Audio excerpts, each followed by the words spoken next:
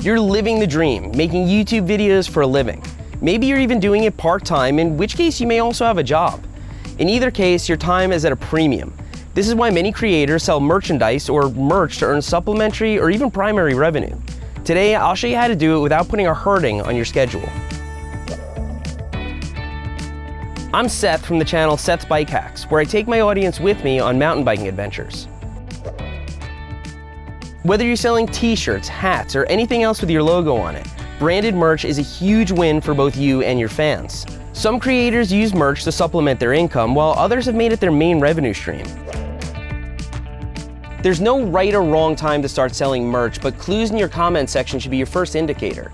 Are you seeing familiar names? Are people quoting you? If so, they might want to show their support in a more tangible way.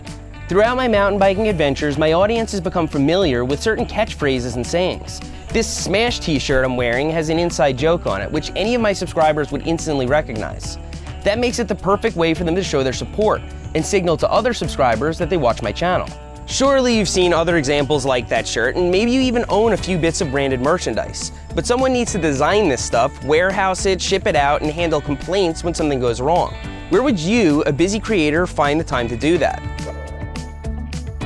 When I first started selling merch, this t-shirt was the first item I had for sale. I had a friend design it, and I had a local t-shirt supplier print them up. I kept all the inventory in my closet, and I shipped them all out right from the same room I edit from.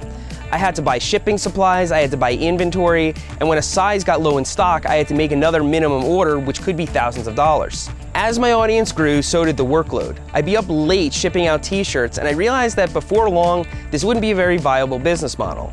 I'd need to hire help, get warehouse space, and do all sorts of things that would cut into my profit. That's when I discovered Teespring.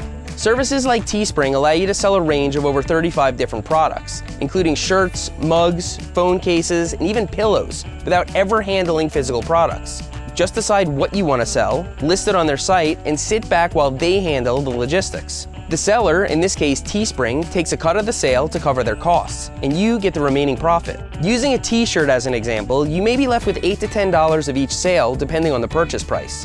While this may not be as profitable as an in-house operation, consider the cost of your time. You can use that time to promote your merchandise, come up with new designs, and create the very content that drives traffic to your channel. Another great thing about Teespring is the frictionless experience it gives your users. Since many creators are already using the platform, many of your users will already be familiar with it. The ubiquity of Teespring is the main reason I use it, but there are plenty of alternative services that work in a similar way.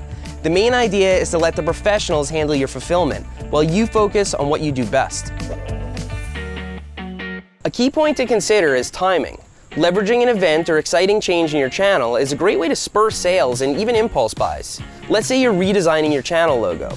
Before you reveal this new logo to your audience, get your merch in order. Consider who your buyers are, your most dedicated fans, many of whom watch your content the instant it goes live. To capitalize on this excitement, you need to prepare your product pages and links ahead of time. Now let's talk about choosing your products. It's up to you to decide what your audience would find most valuable. Maybe it's a t-shirt, or perhaps it's a pint glass. Using the polls feature, which can be found in the cards or community tab, is a great way to find out.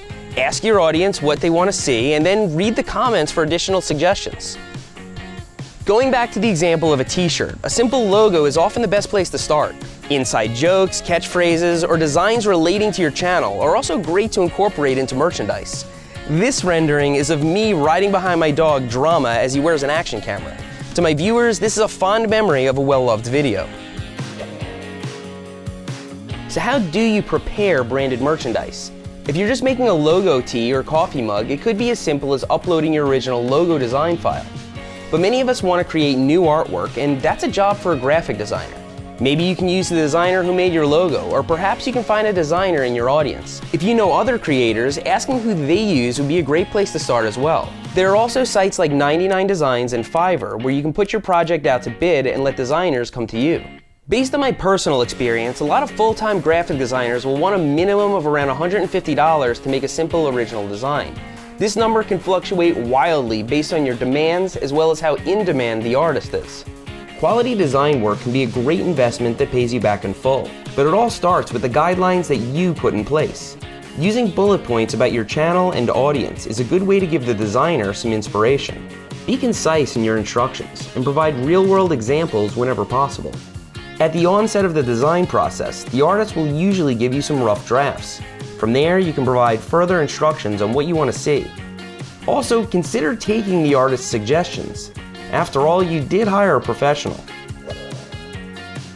Once you have a design you're happy with, you'll need to apply it to a product and list it for sale. Let's go over some guidelines to help you achieve the best results. Mind the specifications. Services like Teespring will provide you with the minimum size and resolution for uploaded artwork. But when in doubt, go bigger. You can always shrink your design to fit your product, but stretching it out can lead to quality loss. Building on specifications, make sure you're using the proper file type. I found that PNG files can be used universally across platforms like Teespring. A PNG can be easily overlaid against any background color. Double check your proofs. Most interfaces will give you a proof or preview of what the final product will look like, but spending a few bucks on a sample eliminates all the guesswork. This can save you a ton of grief. Write a great description. No matter where you sell your product, it's going to end up on a product page with a Buy Now button. Make sure to include notes about the materials your merch is made out of and how it relates to your channel. Take your pricing into consideration. Don't dissuade sales with an outrageous price. But at the same time, make sure you can cover the cost of your designer and make the whole process worthwhile. When in doubt, check to see what other creators are selling their merchandise for, and use that information to stay competitive. Now that you've gone through the process of designing and listing merch, it's time to tell the world about it. If you have a website, make sure your product links are up to date. If you're selling apparel, be sure to wear it in your videos to build excitement. Pinning a top comment with a link to your merch is also a great way to get the word out, but make sure to do it as soon as your video goes live so your most dedicated fans will see. Available in certain countries, YouTube allows you to promote your merch on video end screens, as well as in a merch shelf below the description. If you're sure your fans are interested in branded merchandise, then why not do a dedicated video about it? Many of your audience members want to know about new merch, so take the time in your video to tell them directly. Tell them that you hope they like it and ask for feedback in the comment section. Getting your viewers to talk about merch not only helps get the word out, but also provides you with valuable feedback. If you've never sold merch before, I hope this video has inspired you to give it a shot.